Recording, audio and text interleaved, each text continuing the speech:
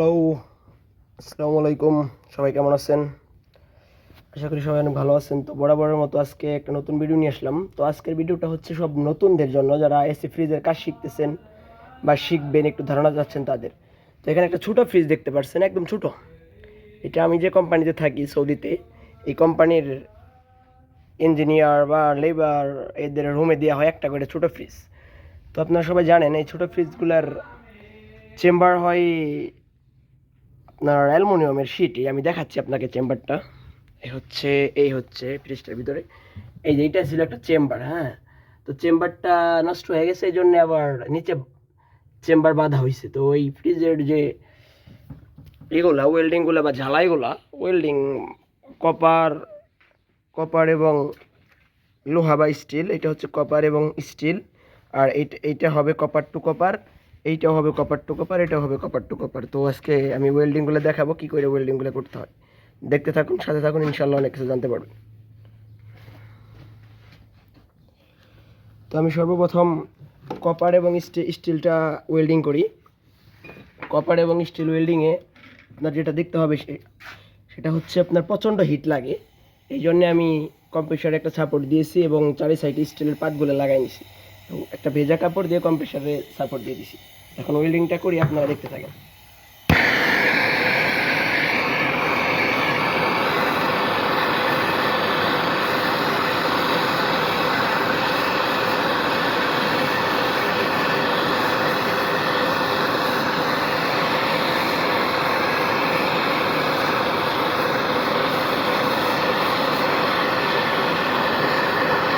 এবং একটু সোয়াগা নিয়ে নিচ্ছি আমি, কারণ সোয়াগাটা না দিলে আপনার জায়গাটা ক্লিয়ার হয় না এবং এই ব্রাশ রড বা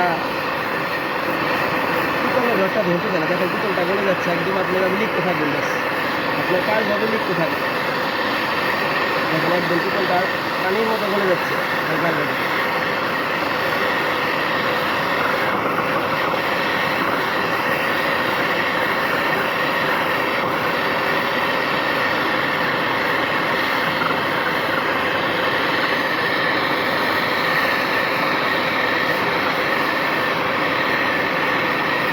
আশা করি আমাদের ওয়েল্ডিংটা হয়ে গেছে। দেখাচ্ছি আপনাদের ওয়েল্ডিংটা কেমন হয়েছে। হ্যাঁ, আমাদের ওয়েল্ডিংটা হয়ে গেছে।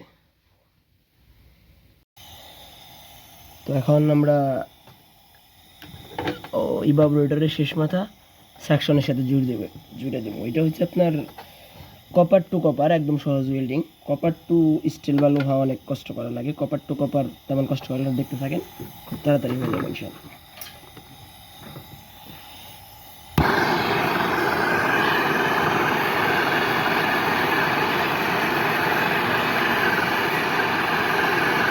চাইলে কপার রডটা এইভাবে দিতে পারেন। হ্যাঁ দেখেন, আমার এটা গরম হয়ে গেছে। এই হয়ে গেছে ওয়েল্ডিংটা।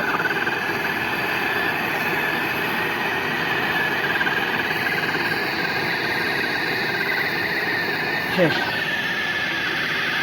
মাত্র 30 সেকেন্ড কাজ। দেখেন ওয়েল্ডিং। তো আমাদের এটা দেখেন একদম খুব সুন্দর ওয়েল্ডিং হয়েছে, একদম প্লেন ওয়েল্ডিং হয়েছে। দেখেন বোঝাই যায় না ওয়েল্ডিং। তো এখন আমরা ক্যাপিলারির সাথে স্টেনার ফিল্টারটা ওয়েল্ডিং করব।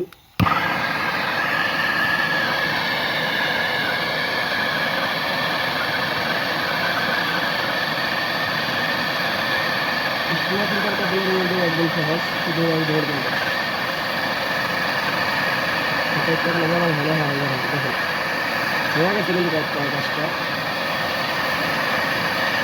শুধু আলতোভাবে ক্যাপিলার এখানে লাগাবেন, ব্যাস শেষ। আমার হয়ে গেছে আমাদের স্টেনার ফিল্টার ওয়েল্ডিং।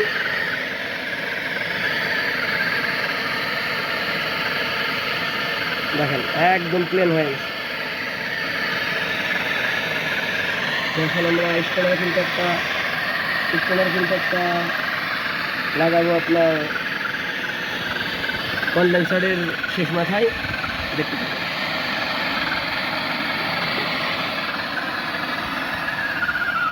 হ্যাঁ, স্টেনার ফিল্টারটা কন্ডেন্সারের শেষ মাথায় লাগিয়ে একটু পাঞ্চ করে নেব, পরিমাণ মতো পাঞ্চ করে নেব।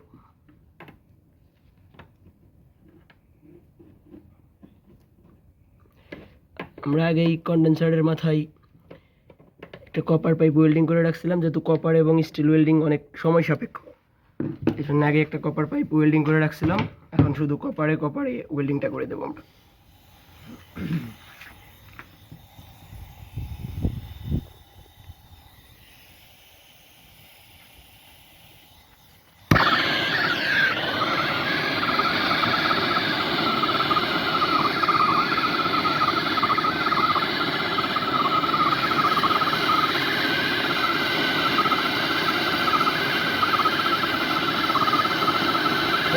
গরম হয়ে যাওয়ার পর এভাবে করে লিক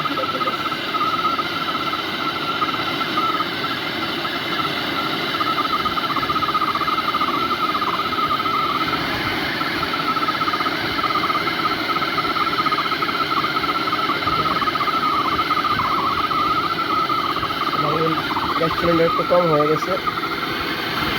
হ্যাঁ, এবার ঠিক আছে, দেখো একদম মোমের মধ্যে গলে যাবে। ব্যাস,